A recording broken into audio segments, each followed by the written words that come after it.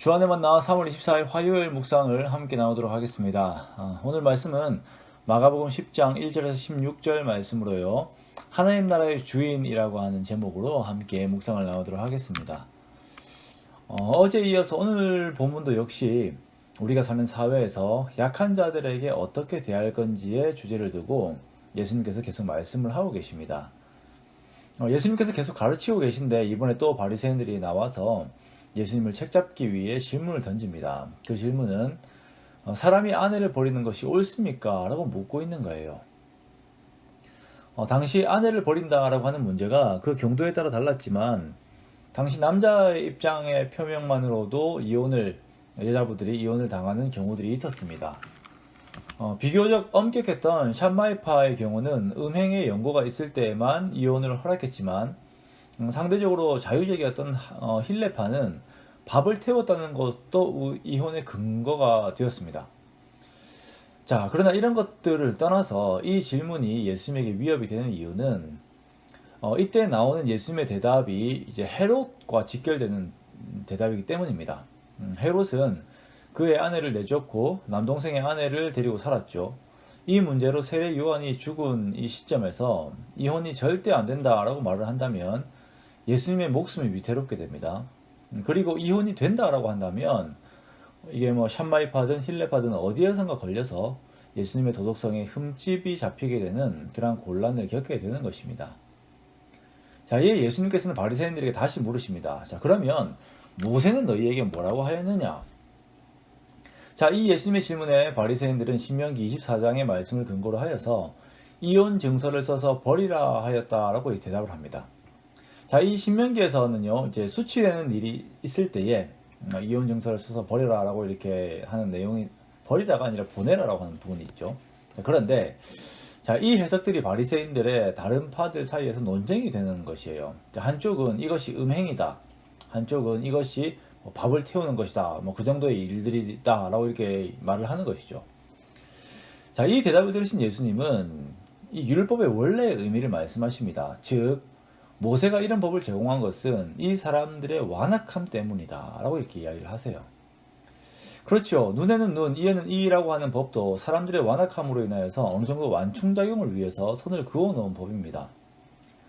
라멕은 자신의 찰과상으로 인해서 소년을 죽였고 야곱의 아들들은 누이가 욕을 입었다고 해서 세겜의 모든 남자들을 죽였습니다. 이것이 고대 사회였어요. 모세는 너희의 완악함으로 인해서 율법을 이런 기준에서 제공했지만 원래 부분은 그런 것이 아니다. 모세보다 더 거슬러 처음 남녀가 생겼을 때 둘이 하나며 하나님이 짝지어주신 것을 사람이 나눌 수 없다라고 말씀을 하십니다. 모세 율법보다 더욱 근본적인 말씀을 해주시는 것이죠. 자, 이후에 이 대답에 대한 질문을 제자들이 다시 묻자 말씀하십니다. 누구든지 그 아내를 버리고 다른 데에 장가드는 자는 본처에게 간음하는 것이다. 또 아내가 남편을 버리고 다른 데로 시집을 가면 간음을 행하는 것이다 라고 말씀을 하세요.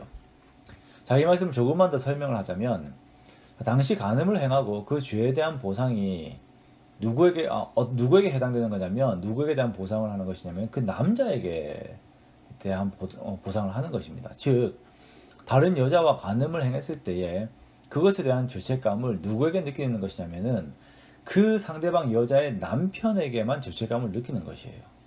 문제가 있는 것이죠. 그래서 예수님께서는 이것을 두고 자신의 본처에게 간음을 행하는 것이다. 다시 말하면 그 간음이라고 하는 것을 행했을 때 자기 자신의 본처에게 죄책감을 느껴야 한다라고 말씀을 하고 계시는 것이에요. 그만큼이나 더 근본적인 남녀관계와 그에 대한 중요성, 서로를 중요시 여길 것에 대해서 이렇게 강조를 하고 계신 것입니다. 이 말씀이 우리에게 그렇게 피부로 확 와닿지 않습니다. 현대사회에서는 좀 그렇지 않잖아요. 자, 그런데 현대사회와 비교했을 때 당시 여인들은 이 정도로 사회적인 약자들이었습니다. 밥을 태웠다고 이혼의 근거를 삼을 정도였으니 갑의 입장에 있는 남자들이 자신의 욕망과 이기적인 의지를 위해서 율법을 이용한 행태가 어느 정도인지를 볼 수 있는 부분인 것입니다. 좀 더 심하게 이야기를 하면은 다른 여인을 두고 마음에 두고 있을 때에 정말 내가 지금의 철을 두고 어떤 트집을 하나를 잡아가지고 그것이 나에게 어떤 불편한 것이다. 그것이 이제 율법에 있어서 이것이 어긋나는 것이다라고 이렇게 트집을 잡고 난 이후에 이혼을 하고 또 새 장가를 들고 하는 부분들까지 있었기에 예수님께서 이런 말씀을 하시는 것이에요. 그러면서 정말 예수님께서는 정말 사회적 약자인 이 여인들에 대해서 취해야 하는 존중의 태도를 말씀하고 계시는 것입니다. 연속에서 나오는 이야기는 예수님 앞에 나온 어린 아이들에 대한 말씀을 또 바로 이어져서 하세요. 이들 역시 여인들과 마찬가지로 사회적 약자들이죠. 사람들이 자기 아이들을 예수님께서 만져주시기를 바라면서 데리고 제자들이 꾸짖습니다. 자, 이때 예수님의 반응은 노하셨다라고 말씀을 하십니다. 예수님께서는 약자들에 대한 잘못된 태도에 대해서는 상당히 강한 반응을 보이시는 것 같아요. 우리가 어제 보았던 소자를 실족해 하는 그 이야기에서도 사형이라고 하는 그 내용이 등장할 만큼 약자에 대해서는 참 강하게 이야기를 하십니다. 자, 이 아이들을 예수님께서 안으시고 축복하시고 하나님 나라는 이런 아이들과 같은 자들의 것이다 라고 제자들에게 교훈을 또 하십니다. 우리가 어제도 약자에 대한 내용을 함께 보았고요. 오늘도 여자와 어린아이들과 같은 당시 사회적 약자들에 대한 예수님의 태도를 함께 보았습니다. 우리는 언제나 내가 위에 있다고 생각하지 않고 항상 눈높이를 맞추어야 합니다. 그리고 항상 상대방의 입장을 생각을 해야 합니다.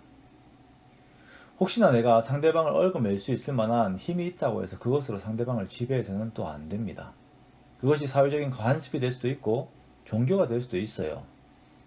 아니면 어떤 사람이 나에게 한 잘못으로 인해서 내가 다른 사람에게 갑질이라고 하는 것을 할 수 있는 입장이 되기도 하지요. 그러나 예수님의 제자된 우리들은 어떻게 살아야 합니까? 낮은 자의 자리에서 주님께서 하신 것처럼 섬기며 살아야 합니다. 이것을 주님께서는 크게 여기시는 것이고 이렇게 어린아이보다 더 낮은 자리에서 섬기며 사는 자들이 하나님 나라의 주인인 것입니다.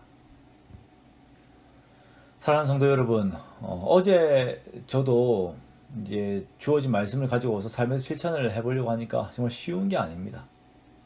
그냥 듣고 또 그냥 연구하는 것은 쉬워요. 그러나 이것으로 나를 쳐서 복종시키고 말씀이 내 삶의 주인이 되게 하는 것이 너무나도 어렵습니다. 그러나 한 땀 한 땀 이 말씀을 의식하며 내 삶에서 이루어갈 때에 주님께서 그러한 우리의 모습을 기뻐하실 것입니다. 오늘 하루도 말씀 하나를 놓고 그것을 디디며 걷는 우리가 되기 원합니다. 정말 세상과는 다르게 낮은 자리에서 주님의 뒤를 따라 걷는 저와 여러분 되시기를, 그러한 제자의 길을 걷는 저와 여러분 되시기를 주님의 이름으로 축원합니다.